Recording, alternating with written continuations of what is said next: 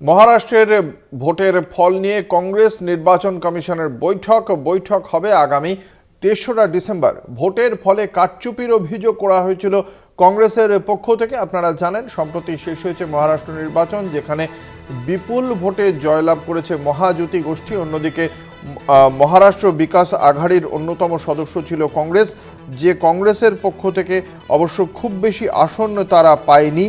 এই আসনের সংখ্যা কংগ্রেসের ছিল মাত্র ১৬।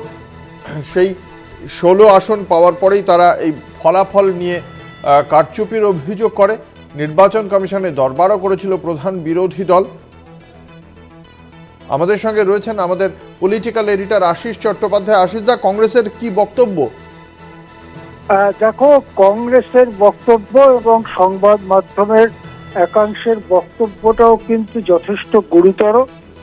কংগ্রেসের মহারাষ্ট্রের নেতা নানা পাটোলে কদিন আগেই জানিয়েছিলেন যে ভোটের সংখ্যাতে বিরাট পার্থক্য দেখা যাচ্ছে। নির্বাচন কমিশন ভোট যেদিন হয় অর্থাৎ ২০ তারিখে বিকেল ৫টার সময় যত ভোট পড়েছে বলে বলেছিল, সেদিন রাত্রিবেলা ১১টার সময় সেই সংখ্যাটা প্রায় ৫০ লক্ষর বেশি বেড়ে যায়। ২১ তারিখে যখন ফাইনাল ফিগার্স দেওয়া হয় তখন দেখা যায় যে ভোটদানের সংখ্যাটা ৭৬ লক্ষ বেশি।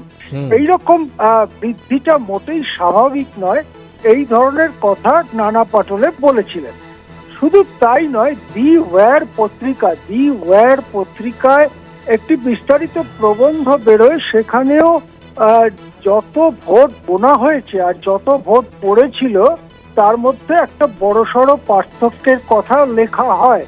দি ওয়্যারের প্রবন্ধটি বেরোবার পরে নির্বাচন কমিশন একটি বিবৃতি প্রকাশ করে দি ওয়্যারের বক্তব্যকে খণ্ডন করে।